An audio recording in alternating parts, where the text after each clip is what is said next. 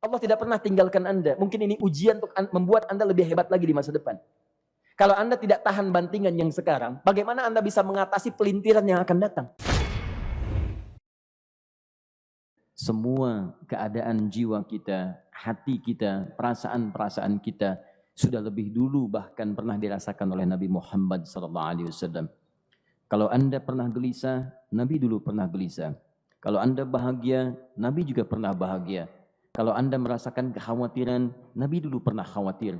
Dan miniatur kehidupan kita sudah dicontohkan dalam perjalanan kehidupan Nabi Muhammad SAW agar kita bisa belajar mengatasi problematika kehidupan.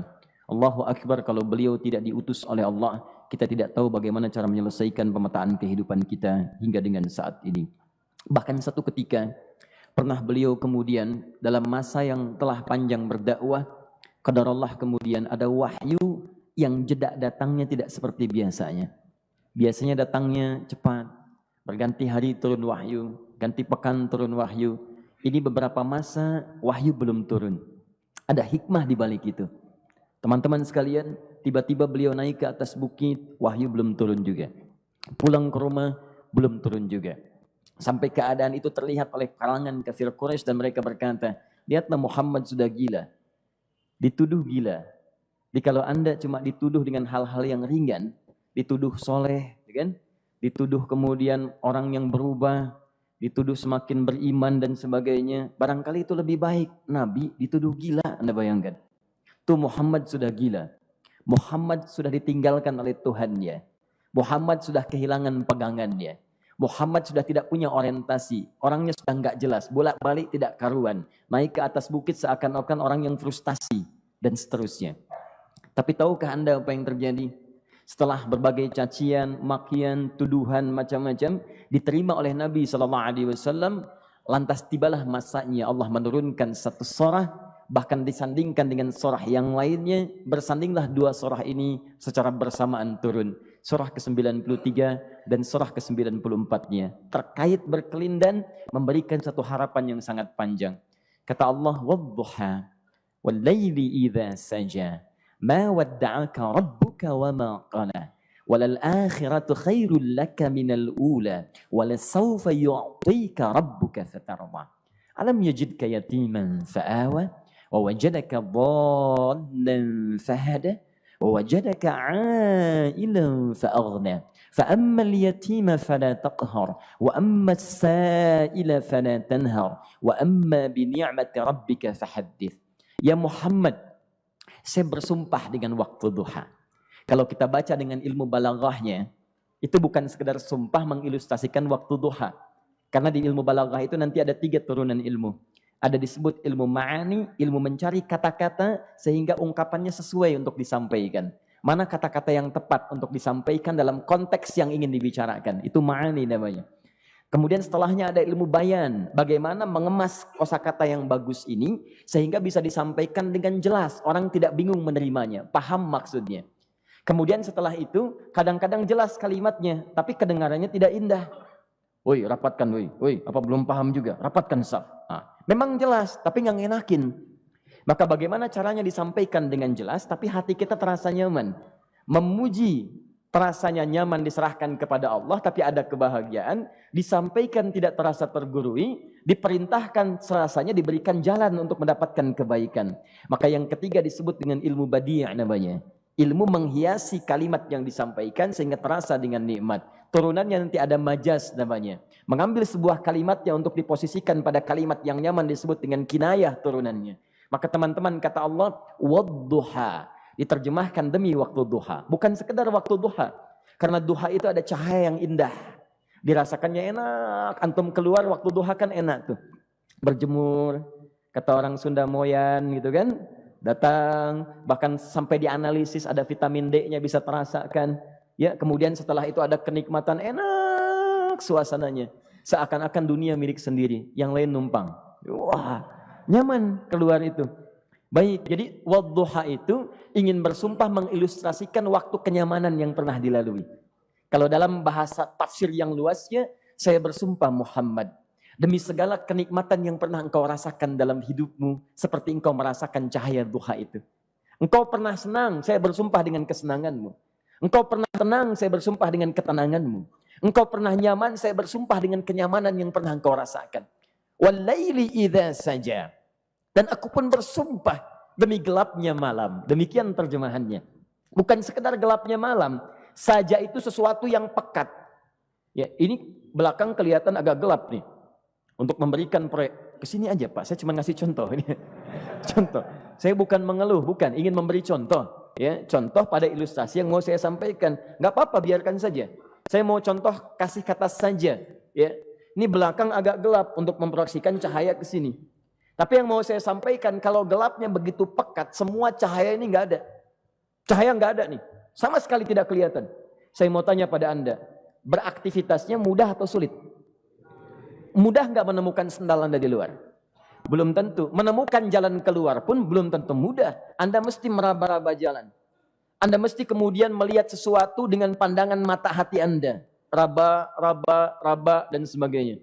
Sampai menemukan jalan itu pun belum tentu benar. Itulah yang disebut dengan gelapnya malam saja pekat. Kadang-kadang ada orang yang menghadapi satu kesulitan yang pekat. Suasananya siang. Cuman karena masalahnya begitu pekat seakan-akan membuat diri dia gelap. Jalan susah, limbung gitu. Kenapa gelap ya? Padahal terang. Karena masalah menggelimuti dirinya seakan-akan dia diselimuti masalah yang gelap. Bimbang dia. Makan gak enak, minum gak nyaman, dan seterusnya. Ya biasanya makan ayam tenang, ini dikasih yang lebih enak juga rasanya pahit. Gak enak zamannya. Maka kalau kita ilustrasikan dalam suasana tadi Muhammad, saya bersumpah, engkau pernah hidup nyaman, ataupun engkau mengalami masalah yang sangat pekat dalam kehidupan. Engkau alami sesuatu yang dahsyat. Sampai engkau bingung, bimbang, pekat. Mereka menuduhmu dengan macam-macam. Ma wadda'aka rabbuka wa ma qala. Saya pastikan kepadamu, dalam keadaan nyamanmu seperti dulu, ataupun engkau bimbang seperti sekarang, Tuhanmu tidak akan pernah meninggalkanmu ataupun menuduhmu gila. Orang-orang yang dekat dengan Allah Subhanahu wa ta'ala, maka Allah akan menjaganya, baik dalam keadaan yang tenang dan nyaman, ataupun dalam kesulitan yang luar biasa. Walal akhiratu khairul laka minal ula. Nanti saya akan tunjukkan kepadamu. Jika kamu telah tabah dan sabar menerima cacian mereka, menerima tuduhan mereka, nggak apa-apa, ini kan muqaddimah. Masa kamu masih panjang. Kamu masih panjang dalam berdakwah. Kehidupan kamu masih panjang membawa tugas dan misi. Kalau kamu belum bersabar pada yang sekarang, bagaimana dengan yang di masa depan? Tapi saya pastikan kepadamu, jangankan yang seperti ini, masalah pekat yang paling hebat pun kamu akan hadapi, yang membuat kamu sedemikian sulit lebih daripada ini, yakinkan pada jiwamu, aku tidak akan pernah meninggalkanmu.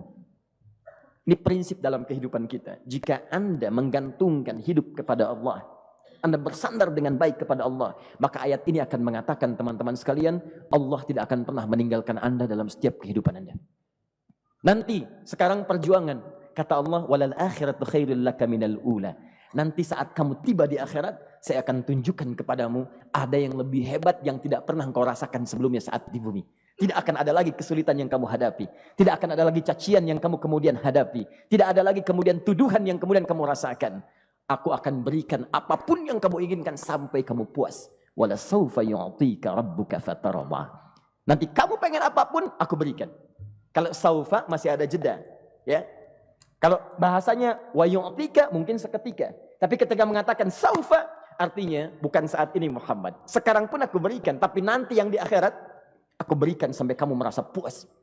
Ayo minta apa saja. Hadir, hadir, hadir, hadir. Tapi yang paling indah, kalau kamu tidak percaya, alam yajidka yatiman sa'awa. Cobalah ingat, kalau sekarang sedang susah, coba ingat dulu. Bukankah saat kamu yatim, aku yang merawat sampai kamu tidak merasakan kegelisahan itu? Lahir bapak tidak ada, aku cukupkan dengan kakek. Kakek meninggal, aku hadirkan ibu dan paman hadir di sekitaranmu. Ibu meninggal, ada kakek. Kakek meninggal, ada paman. Dan Khadijah hadir di sekitaranmu. Bukankah aku rawat pada saat itu? Wajadaka dhallan fahada. Kamu sedang bingung, sedang susah. Bukankah sering aku berikan petunjuk kepadamu? Wajadaka ailan fa'aghna. Kamu merasakan kesulitan, lahir dalam keadaan yatim, tidak ada pendukung, maka aku jadikan kaya. Bukankah saat kamu menikah dengan Khadijah, aku tambahkan lagi pendukung untuk misi dakwahmu? Ini pesan dalam Al-Quran. Kalau Anda sedang merasa susah, kalau ingin menenangkan diri, ingat-ingat yang baik-baik yang dulu. Kalau Anda sedang jatuh dalam bisnis, ingat-ingat saat Anda meningkat dalam bisnis Anda. Allah tidak pernah tinggalkan Anda. Mungkin ini ujian untuk membuat Anda lebih hebat lagi di masa depan. Kalau Anda tidak tahan bantingan yang sekarang, bagaimana Anda bisa mengatasi pelintiran yang akan datang? Karena dalam kehidupan bukan cuma dibanting. Anda mungkin mengalami penyingkiran, penyungkuran, lipatan, guntingan, bantingan, macam-macam. Jadi kalau satu gaya belum bisa Anda atasi, bagaimana Anda bisa berharap mendapatkan turunan yang lainnya? Selalu ingat bahwa jika hidup Anda ingin tampil gaya, Anda harus merasakan tekanan dalam kehidupan. Karena F selalu berbanding lurus dengan P, hukum Pascalnya. Gaya berbanding lurus dengan tekanan. Orang yang ingin tampil gaya dalam kehidupan, maka dia mesti siap menghadapi tantangan-tantangan hidup yang diatasi. Turun ayat. Sampai ujungnya. Jadi kalau kamu sudah begini lagi, jangan pernah kamu membentak orang lain. Jangan pernah merendahkan orang lain. Karena Allah pun menjaga setiap hamba sepanjang ia mendekat kepadamu. Setelah itulah turun kemudian surah Al-Insyirah. Alam nashrah lakas sadra. Antum kenal Nabi Musa? Baik. Tapi agak lumayan lah. Tadi saya di Soreang kenal Fir'aun. Di sini Musa. Baik, alhamdulillah. Perhatikan ya, dahsyatnya pemberian Allah kepada Nabi Muhammad SAW. Nabi Musa alaihi salam, dan sering kali kita bacakan untuk memohon kepada Allah. Rabbi syrahli sadri. Perhatikan baik-baik. Ini keunggulan Nabi Muhammad SAW dibanding Nabi Musa alaihissalam. Dua-duanya Nabi, Rasul, tapi masing-masing punya keistimewaan. Musa, Nabi, berdakwah, memohon kepada Allah kelapangan hati. Rabbi syrahli sadri. Ya Allah, tolong lapangkan hatiku nih. Kenapa mesti lapang? Karena pasti Musa merasakan nih. Saya tahu betul karakter Fir'aun. Belum apa-apa sudah memaki. Kalau orang yang hatinya tidak lapang, tidak akan tahan dengan makian, keluarlah kemudian balasan yang tidak digambarkan sebelumnya. Fir'aun itu kasar. Kasarnya bukan sekedar kasar, bahkan saking kasarnya bisa berujung pada eksekusi kematian. Saya contohkan tadi di sore yang ini, saya nggak suka dengan rambutnya nih, kata Fir'aun. Bukan nyuruh nyukur mas, tolong pisahkan kepala dari badannya. Gitu gayanya tuh, Fir'aun. Ya. Bukan nggak ngenakin, susah dengan Fir'aun itu. Jadi kalau belum apa-apa datang Musa ke situ, hatinya tidak seluas samudra, hatinya tidak lapang, cuman seluas gelas, tidak akan sabar menerima cacian Fir'aun. Begitu datang dicaci, dasar anak gak tahu diri, gak tahu malu, sudah saya rawat begini. Ya Allah, saya bosan dengarnya, matiin aja sekarang. Musa Nabi berdoa dikabulkan. Cuman kalau Fir'aun kemudian ajalnya misal wafat pada saat itu, tidak akan jadi contoh kepada kita untuk kekinian. Bagaimana orang yang bebal untuk bertobat kepada Allah Subhanahu wa taala. Bagaimana penyimpangan dalam kedudukan. Bagaimana dia kemudian akrab dengan pengusaha yang gelap. Di pengusaha gelap berpartner dengan penguasa zalim. Sudah ada dari dulu. Pengusahanya disebut dengan Qarun. Kemudian mohon maaf, ya, yang pemimpinnya disebut dengan Fir'aun. Tokoh intelektualnya disebut dengan Haman. Makanya cerita ini komplit di Quran. Sudah ada. Di setiap persoalan dalam kehidupan masyarakat disebabkan tiga hal yang berkolaborasi. Kalau bukan penguasa zalim, berpartner dengan pengusaha gelap, ditopang oleh intelektual yang sembrono. Itu persoalan. Jadi kalau ada sekarang intelektual menyalahgunakan kepintarannya, dia terlambat, sudah ada Haman dulu. Dan gak usah bersaing, dia bisa bikin piramida, Anda belum tentu bisa membuatnya. Kalah Anda, masih kalah hebat. Ya, jadi kalau dititipkan sesuatu jangan disimpangkan. Yang ingin saya sampaikan, Musa mengatakan Rabbi syrahli sadri. Nabi berangkat berdoa dikabulkan oleh Allah. Nabi Muhammad belum minta turun ayat. Alam nashrah laka sadrak. Yang ini minta Rabbi syrahli sadri. Nabi Muhammad alam nashrah laka sadrak. Muhammad mulai dari peristiwa sehingga engkau akan lebih sabar lagi menerima tantangan-tantangan dakwah. Mulai sejak itu jangankan dimaki, dilempar batu di Taif. Dari Mekah pergi ke Taif dengan Zaid kemudian. Sampai di Taif mendapatkan sesuatu yang tidak dibayangkan sebelumnya. Kalau cuma dihentikan saat mengajar, wajar. Ini dilempari batu. Anda bayangkan? Bisa kebayang nggak? Lempari batu tuh. Dilempar. Zaid jadi tameng, berdarah-darah, kemudian mundur. Mundur, beristirahat di bawah tepian pohon. Begitu beristirahat, datang malaikat penjaga dua gunung. Turun malaikat dengan kesal mengatakan, Ya Rasulullah, mud yadaika ilas sama. Ya Rasulullah, angkat tanganmu ke langit. Minta kepada Allah, aku angkat dua bukit di Taif, aku himpit keduanya mereka. Aku himpit penduduk Taif dengan dua bukit itu. Apa jawab Nabi? Karena sudah mendapatkan kelapangan, ketenangan, belajar dari peristiwa-peristiwa tadi, indah jawabannya. Lah, katanya, tolong jangan lakukan. Innahum qaumun la ya'lamun.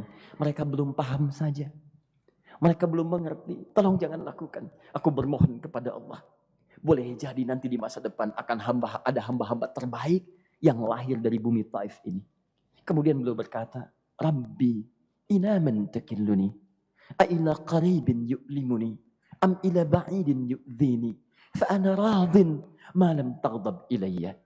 Ya Allah, kemana lagi engkau akan utus aku untuk berdakwah setelah peristiwa ini? Apakah tempatnya lebih dekat aku jangkau sekarang, tapi di situ aku akan disakiti lagi? Ataukah jaraknya masih jauh, tapi di tempat itu aku akan dizalimi lagi? Aku ridha ya Allah dengan itu semua, asalkan engkau tidak marah kepadaku. Asalkan engkau tidak marah kepadaku. La haula wala quwata illa billahil aliyil azim. Begitu kelapangan itu muncul, ridha dengan ketetapan dan siap, tabah, kuat, hadir dalam jiwanya. Tiba-tiba turun undangan, tunaikan Isra dan Mi'raj. Diangkat statusnya, naik mendekat kepada Allah Subhanahu wa taala. Dihilangkan bebannya, wa wada'na anka wizrak alladzi anqadha dhahrak. Itu hikmah, teman-teman. Barangkali kalau antum saat ini datang ke masjid ini untuk kajian, sedang bawa beban, ada kesulitan, penuh dengan macam-macam, barangkali dibacakan surat Ad-Duha tadi untuk memberikan harapan kepada Anda. Ini bukan PHP, karena ini bukan masalah urusan manusia. Ini adalah janji yang tidak akan pernah diingkari. Innallaha la yukhliful mi'ad. Kata Allah, Anda punya masalah, ingat suasana tenang pada masa lalu. Bukankah saya memberikan ketenangan kepadamu? Mendekat kepada saya, Anda bersabar, yakinkan bahwa ujian yang saya berikan saat ini sesungguhnya untuk membuat kamu lebih hebat di masa depan. Karena orang hebat tidak akan pernah sepi dari ujian untuk membuat dia lebih kuat menghadapi tantangan dalam kehidupan.